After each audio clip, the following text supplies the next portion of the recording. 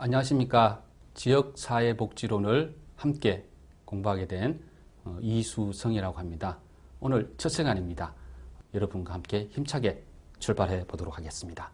먼저 우리 지역사회와 지역복지에서 먼저 우리 공동사회와 이익사회에 대한 그런 개념 정리부터 먼저 하고 우리가 지역사회복지에 대해서 공부를 해보도록 하겠습니다. 21세기는 우리가 지역사회복지 시대라고 얘기를 합니다. 왜 그럴까요?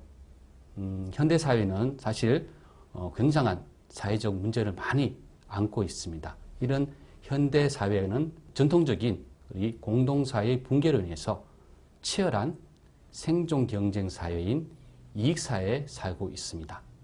여기에 나오는 이 공동사회와 이익사회에 대한 이 부분에 대해서 자세하게 다시 개념 정리를 해보도록 하겠습니다.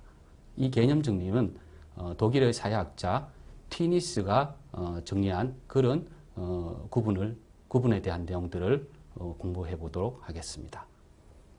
공동사회는 게마인샤프트라고 얘기를 하죠. 이 공동사회는 우리가 전통적인 그런 사회라고 얘기를 합니다. 혈연 지연으로 형성된 예를 들어서 가족 그리고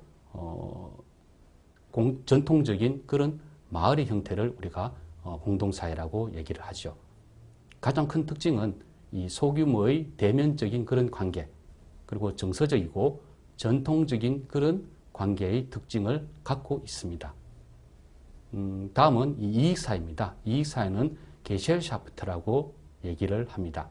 이 이익사회는 예를 들어서 우리가 현대사회에 살고 있으면서 이익사회의 어떤 예를 들자면은 정당 아니면은 직장 이런 부분들이 우리가 이익사회라고 할 수 있습니다. 이익사회는 어떤 계약에 의해서 형성된 그런 인위적인 그런 집단이라고 얘기를 할 수 있겠죠.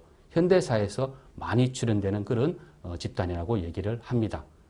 이 이익사회의 특징으로는 대규모의 비대면적인 관계 그리고 개인주의, 합리적인 이익을 추구하는 현대사회라고 할 수가 있습니다. 여기에서 우리가 공동사회와 이 이익사회의 개념을 바탕으로 과연 그러면 지역복지란 무엇인가 라는 부분에 대해서 우리가 한번 고민을 해보도록 하겠습니다. 이 도시화로부터 현재 우리가 산업화와 그리고 도시화로부터 많은 문제점들이 양상이 되고 있습니다.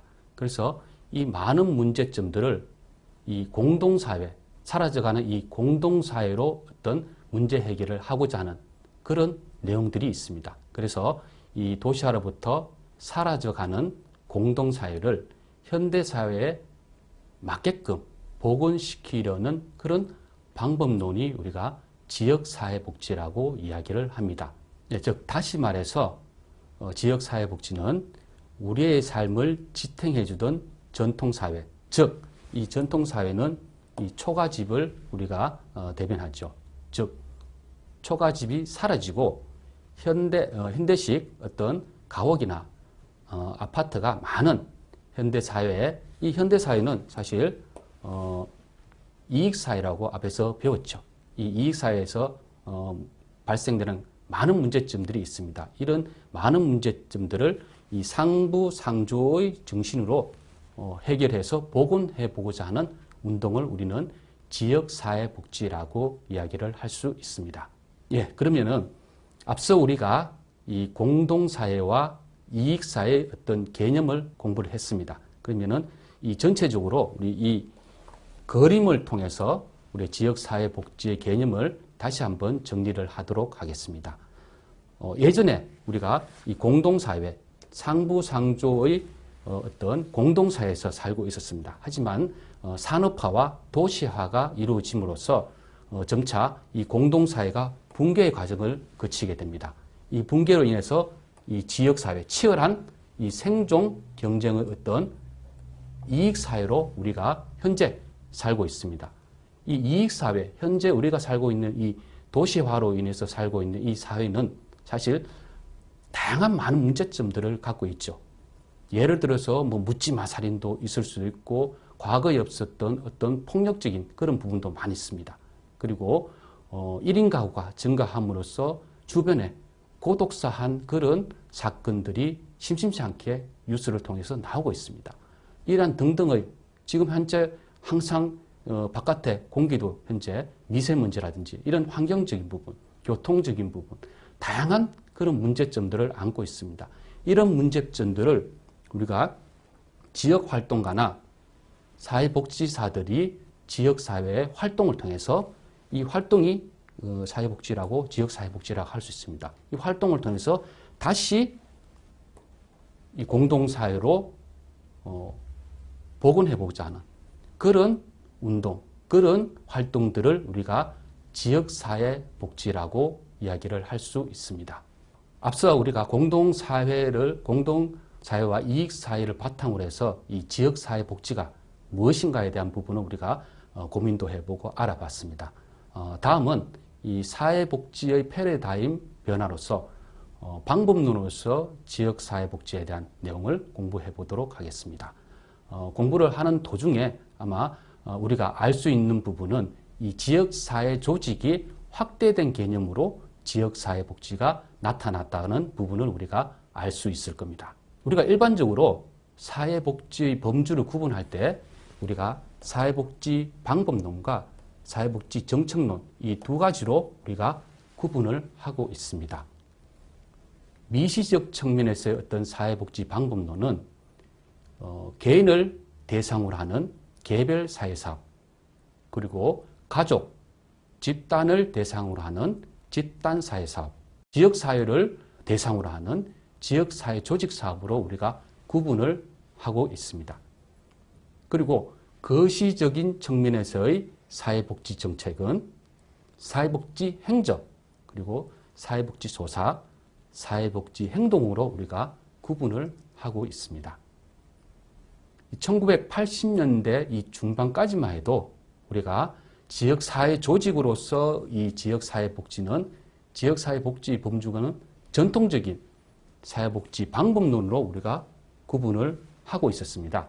그러나 1985년부터 일부 대학에서 지역사회 조직 과목이 이 지역사회 복지 과목으로 변경을 하게 됩니다. 물론 모든 대학이 아닌 일부 대학에서 지역사회 조직 과목을 지역사회 복지 과목으로 변경이 이루어집니다. 물론 이렇게 변경이 이루어짐으로 해서 학습 내용도 또한 바뀌게 됩니다. 지역사회 조직 과목을 주로 하는 이 조직화 이론을 공부를 했던 것이 이제는 좀 확대된 내용으로 지역사회 복지에 대한 부분을 좀 더 확대된 내용으로 공부를 하게 되었습니다. 이렇게 지역사회 조직 과목이 지역사회 복지 과목으로 이렇게 확대됨으로 해서 이 관계학자들 사이에는 이 정점이 일어났습니다. 무슨 정점이냐면은 과연 이 지역사회 복지는 방법론인가 아니면은 정책론인가에 대한 그런 논의가 있었습니다. 우리는 1990년 중반까지만 해도 이 지역사회복지 개념은 이 지역사회를 대상으로 보고 그곳에 존재하는 각종 문제를 예방하거나 해결하고자 하는 그런 일체의 사회적 노력으로 정의되어 왔기 때문입니다. 그러나 이 1990년 후반에 들어오면서 이 지역사회복지는 사회복지의 중요한 한 영역으로 체계화가 됩니다. 이 지역사회복지 현장에서 이 지역사회 중심으로 이 미시적 영역과 거시적 영역에서 다루지 못한 중간 영역의 사업들을 담당하는 그런 방향으로 체계화가 됩니다. 우리가 중간 영역은 우리가 메조라고 하죠. 메조 영역의 사업들을 담당하는 방향으로 지역사회복지는 체계화되게 이르게 됩니다. 다음은 두 번째로 우리 사회복지 패러다임 변화 두 번째로 U 패러다임으로서의 지역사회복지에 대한 내용을 살펴보도록 하겠습니다.